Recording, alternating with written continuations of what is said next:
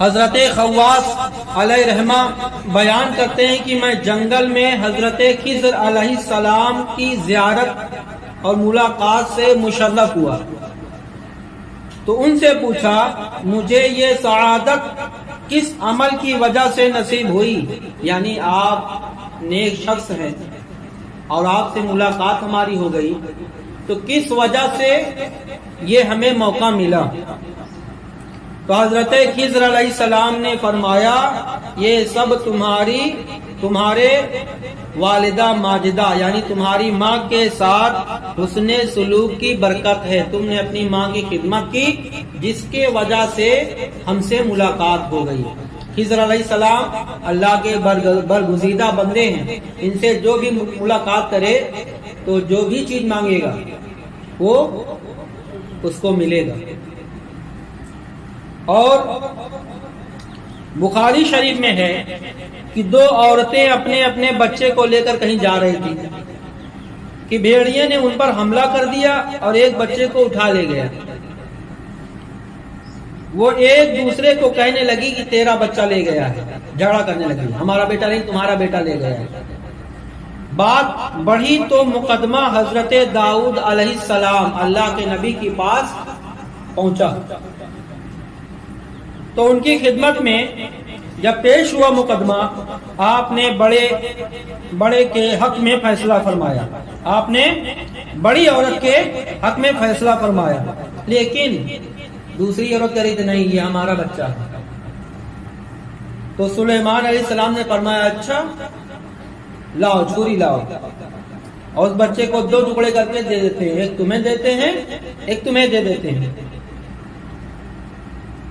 تو چھوٹی عورت پکار اٹھی کہ ایسا یا نبی اللہ ہمارے بچے قتل نہ کرے، دے دیں اسی کو ہی دے دیں۔ کیا کہا کہ ہمارے بچے کو اس کو ہی دے دیں مگر ہمارے بیٹے کو دو ٹکڑے نہ کریں۔ تو چھوٹی پکار اٹھی یا نبی اللہ ایسا نہ کیجئے، یہ بچہ اسی کو دے دے۔ بس اسی بات سے ممتا کی صحیح کیفیت کا پتہ چل گیا کہ وہ جو سگی ماں ہوتی ہے بچے کو تکلیف نہیں دیتی، اور دوسری کا کہہ رہی تھی نہیں ٹھیک ہے دو ٹکڑا کہے گا، اور دوسری کا کہے نہیں دو ٹکڑا نہ کریے آپ اسے ہی دے دیجیے۔ تو حضرت داؤد علیہ السلام نے کہا یہ چھوٹی عورت کا بچہ ہے۔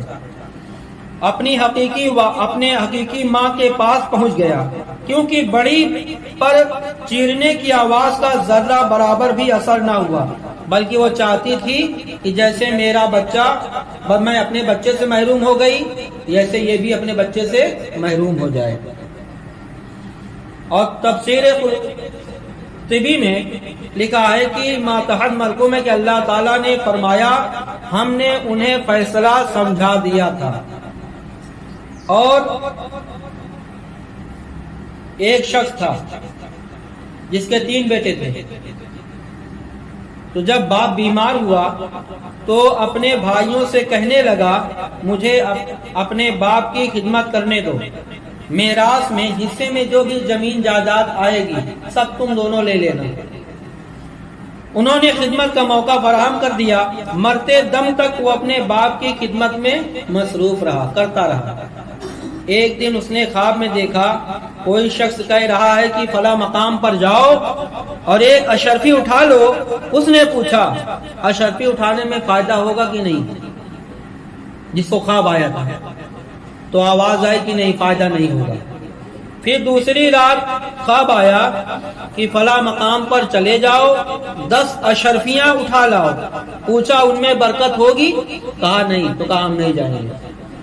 پھر تیسری رات خواب میں دیکھا کہہ رہا ہے کہ فلاں جگہ سے ایک اشرفی اٹھا لاؤ۔ اس نے کہا اس میں برکت ہوگی؟ کہنے والے نے کہا ضرور برکت ہوگی۔